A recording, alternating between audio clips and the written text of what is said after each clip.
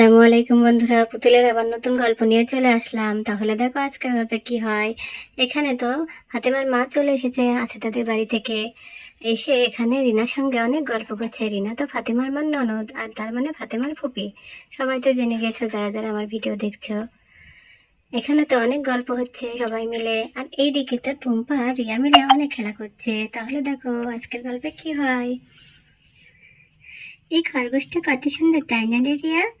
হ্যাঁ হ্যাঁ, তোমার খরগোশটা অনেক সুন্দর। কোথায় পেয়েছো গো তুমি এত সুন্দর খরগোশটা? এই খরগোশটা মামি আমাকে ক্লে দিয়ে বানিয়ে দিয়েছে। কত সুন্দর হয়েছে না? অনেক সুন্দর হয়েছে মামি, তুমি আমাকেও একটা বানিয়ে দিও।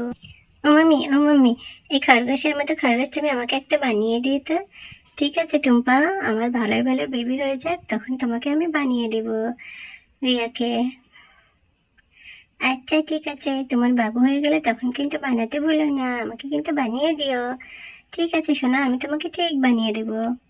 কি বুদ্ধি ম্যামের মাথায়, খরগোশটা আবার গাজর খাচ্ছে।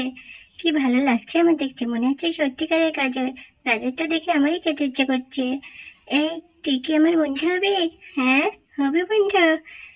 আরে আরে, ও কি তোর বন্ধু হতে পারে? ও তো নড়তেই পারে না, ও তো খেলনার জিনিস। তুই কি বুঝিস না পাগল কোথাকার?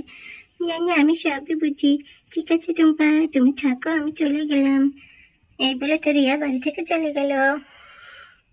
এই যা, খেলার জন্য ডেকে নিয়ে আসলাম আর চলে গেল। ও না খুব দুষ্টু, বেশি সময় খেলতেই চায় না। এত দুষ্টু হয়েছে না। ঠিক আছে টুম্পা সোনা, তুমি এদিকে ঘুরে বসো, আমি তোমার সঙ্গে খেলছি। আচ্ছা মামি, আমি এদিকে ঘুরে বসছি, তাহলে তুমি আমার সঙ্গে খেলো। এই বলে তো টুম্পা সোনা ঘুরে বসলো। এই দেখো। তা বউ, তোমার শরীর কেমন আছে জিজ্ঞেস করাই হলো না ভালো মতো। আছে আছে, ভালো আছি। আর আমাদের বৌমারা সবাই কেমন আছে? সবাই আল্লাহর রহমতে ভালো আছে। আমার শরীরও ভালো। এখন আর বুড়া বয়সে ভালো, ব্যথা বিষে একদম প্রতিদিন শেষ হইয়া যাইতেছি। ও, তা বৌমাদের সাথে করে নিয়ে আসলেই পারতে, কতদিন আসে না আমাদের নীলা। বৌমাদের নিয়ে আসবো বাবা, তাদের ছেলে মেয়ের স্কুল, বাড়িতে অনেক কাজ, আসার মতো কোনো পরিস্থিতি নাই। তোমরাই বাবু টাবু হয়ে গেলে একদিন আমাদের বাড়িতে যেয়ে ঘুরে এসো, তাহলে বরঞ্চ খুশি হব। তোমরা তো আর যাও না, আমাদের পথ তো ভুলেই গেছো। আমি এই যে ফোন দেওয়ার সঙ্গে সঙ্গে চলে আসছি। তাই তো, তুমি তো আসতেই পারলে না আব্দুল রহমানের বিয়েতে। এখন ওর ছেলে হবে, তাতে এসেছো, আমি খুব খুশি হয়েছি। হ্যাঁ রে মা ফাতেমা, তোর ফুপুকে কিছু খেতে দিয়েছিস? সেই কথা আবার বলতে, ফাতেমা আমাকে এত কিছু খাওয়াইছে, পেট ভরে গেছে। ও হো, তা ভালো। যা মা ফাতেমা, তুই খাইয়ে দাইয়ে এই যে থালা বাসনগুলো মাজবি, আবারও গোসল করবি। যা যা, বেলা চইলা যাইতেছে, যা মজা। বেলা গেল। হ্যাঁ হ্যাঁ, আমি এক্ষুনি যাব। কিচ্ছু করবো না এখন, শুধু সব কাজ শেষ। টুম্পা, তুমি চলো আমার সঙ্গে গোসল করতে। তুমি গোসল করিনি? না না, আমি গোসল আজকে করবো না, আমার খুব শীত লাগছে। শীত লাগছে, আমি গোসল করবো না, আমার খুব শীত লাগছে। এমা, সে কি, শীত তো এখনো পড়েনি তাই শীত লাগছে? আচ্ছা ঠিক আছে, তাহলে তো আজকে ঠান্ডা পড়ছে, বৃষ্টির দিন। তুমি থাকো, আমি গোসলটা করে আসি। এই বলে তো ফাতেমা গোসলের জন্য চলে গেল। এর কিছুক্ষণের মধ্যেই আব্দুল রহমান চলে আসলো বাড়িতে। আরে ফুপি, তুমি ভালো আছো ফুপি? হ্যাঁ হ্যাঁ, ভালো আছি বাপ, তুই ভালো আছিস সোনা মানিক আমার? কতদিন পরে দেখলাম। এই তো ফুপি, ফুপিকে সালাম করতে। আচ্ছা থাক থাক, আর সালাম করা লাগবে না। হুম। মা, ফুপি কখন আসলো? আমি ছিলাম না বাপ, তোমার আচাদা খালাদের বাড়িতে গেছিলাম, আইসে দেখছি তোমার ফুপি আইছে। ও, খুব ভালো হয়েছে ফুপি আসছে, আমি খুব খুশি হয়েছি। না এসে কি আর থাকতে পারি, তোমার ছেলে আসছে, তার আবার যত্ন করা লাগবে না? আমরা না আসলে করবে কে? হ্যাঁ হ্যাঁ, তাই তো, তোমরা না আসলে কি আর হয়? আমার ছেলে কি পৃথিবীতে আসছে, তোমরা সবাই দোয়া করবে। আচ্ছা ফুপি, তাহলে তুমি থাকো, আমি একটু খাওয়া দাওয়া করে নিই, আবার দোকানে যেতে হবে। আচ্ছা ঠিক আছে, যা বাপ যা। এই বলতে আব্দুল রহমানের আশা থেকে লাবণী উঠে চলে গেল। আমি তোমার খাবার বেড়ে দিই? আরে না না, তোমার এই অবস্থাতে খাবার দিতে হবে না, আপু গোসল করে আসুক।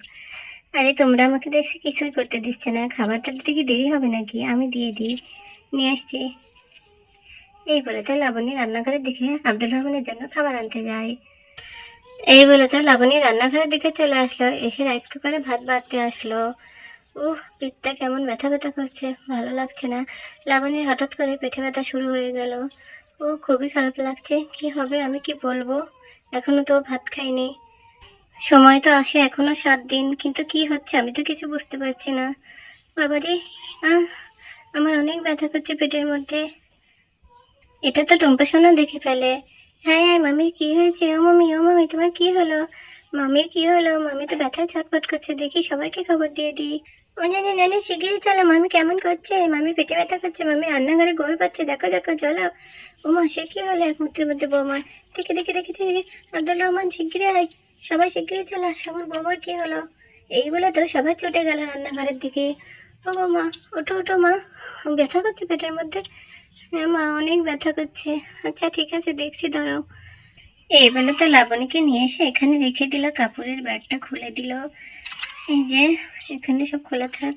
আব্দুল রহমান ডাক্তার ডাকতে গেছে বৌমা, চিন্তা করো না তুমি, সুই দিলে বাড়িতেই খুব সুন্দর মতো বাচ্চা হয়ে যাবে। এখানে তো ফাতেমা গোসল করতে পারেনি, চলে এসেছে। আল্লাহ আল্লাহ করো, সবাই দোয়া নিউজ পড়ো, যাতে ভালো ভালো আমাদের বেবিটা হয়ে যায়। আল্লাহ তুমি রহম করো, একদম ভয় পেও না লাবণী, আল্লাহ আল্লাহ করো। বেশি সময় লাগবে না মনে হচ্ছে, বাচ্চা হয়ে যাওয়ার সময় হয়ে গেছে। আর তোমরা বললো 7 দিন, আজকে আমি যদি না আসতাম তাহলে কি হইতো বলো? বৌমা চিন্তা করো না মা, ঠিক প্রবোধন আরামে হয়ে যাইব। পজিশন খুব ভালো আছে। বউ, আসাদাপুরে কি খবর দেবো? আসাদাপুরে না না, অত কান কান করা লাগবে না, দাঁড়াও আমি দেখতেছি। বন্ধুরা, পুতুলের আবার নতুন গল্প নিয়ে চলে আসবো, তোমরা দেখতে থাকবে। আর আজকের মতো এই গল্প এই পর্যন্তই। আর পরের গল্পে দেখবে কিভাবে লাবণীর বাচ্চা হলো।